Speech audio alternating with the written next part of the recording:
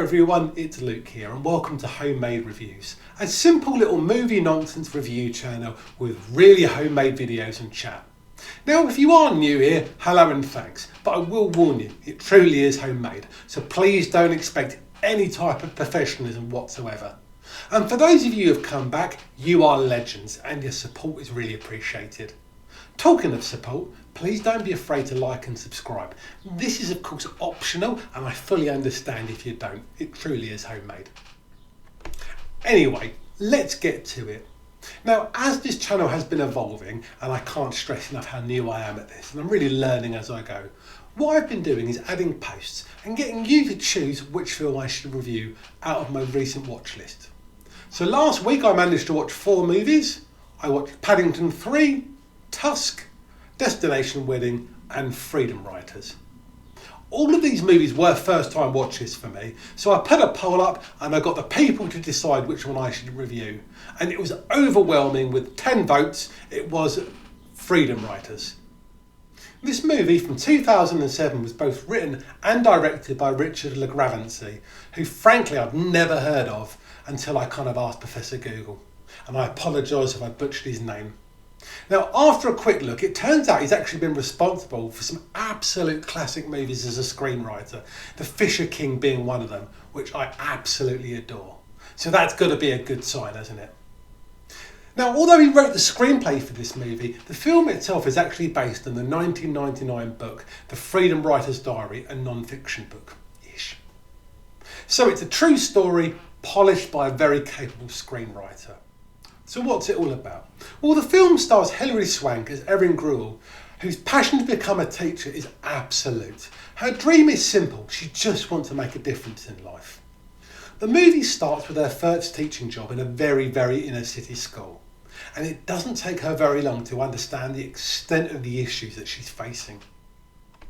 She's soon challenged by a group of Black, Latino and Asian gang members, all in the same class, and they kind of hate each other and hate her. They are very disruptive, they don't want to listen, and the film kind of begins there really, as everyone is against each other.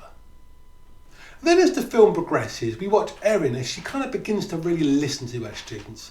She begins to understand these kids. She kind of understands what they're going through, how each day alive is enough. They're not delinquents, but teenagers who are living or fighting a war on the streets. It's kind of been going long before they were born. We're talking real street life gang culture here. And Erin gives them something they've never really had before, and that's respect. So for the first time, these kids are really listened to, and they experience hope, and they're kind of shown a world that's more than what they currently live in. And they kind of start to voice their own feelings and thoughts in their own diaries, and these writings themselves were then used to create the book on which the film is based on. The movie ultimately covers their learning journey over a period of months as all of them grow together, kind of understand each other and the world around them. Now, I'm not a fan of spoilers, but to give you a flavour of the movie, I'll just play a little bit of the trailer for you. In Long Beach, it all comes down to what you look like. It's all about color. If you're Latino or Asian or Black, you could get blasted anytime you walk out your door.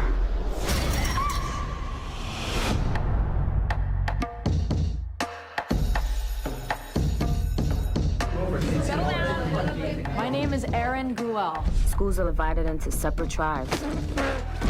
I'm not sitting near him. I can't go back there alone. Man, I know you ain't talking to me.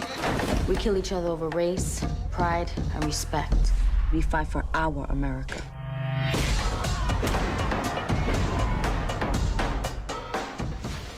So what we really have here is a few different interweaving stories and themes. Ultimately, to me, Freedom Writers is about transformation. It's about learning and empowerment. It's about moving past where you're from, breaking through these limitations to strive to be the best you can be, and whatever that is. Now, obviously, it's a really worthy message. And it also highlights how different teaching methods have really positive effects and can be really effective. I also believe the real Erin Gruel is now an educational consultant, so we have that as well.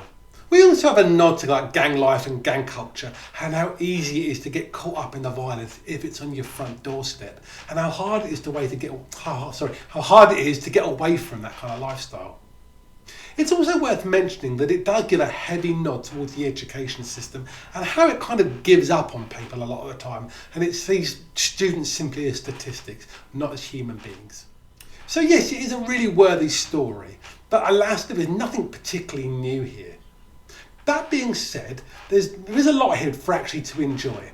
I found the acting first rate. I thought Hilary Swank was absolutely top notch, and I also think the kids give it their best shot. I never felt there was any overacting there, but I do feel that it was at times a little bit stage showy to me. But I lay that at the fault of the director and the set pieces that were created. Now that being said, I do feel there are some issues here. First of all, I mentioned the cast were great, but like many films of a similar nature, these kids clearly had left school 10 to 15 years ago. To me, they all look like they're in their mid-20s. So it was very hard to believe they were kids, because they really weren't. I also have to say that I didn't really buy into their situation. If you really want to see troubled kids on screen, go watch season 4 of The Wire, as that nails it. To me, these kids are meant to be living in poverty with broken homes and gang violence, but in this film they all look absolutely immaculate. They all read perfectly, even though it kind of alludes to their poor educational background. You didn't get a sense of that whatsoever. It just felt they were all a bit too squeaky clean to be living the life they were portraying. Now, I could talk about the white saviour aspect of this movie, but I'm not educated enough to really explore this theme as much as it deserves to be, so I'm going to leave it there. Now, the film does suffer massively from a lack of originality. This story is not new, see Dangerous Minds. And to be frank, realistically, it is cliche after cliche. But the question is it any good? Well, the answer to that is yes, it really is. I really enjoyed it. Yes, it's obvious. Yes, it's nothing new here.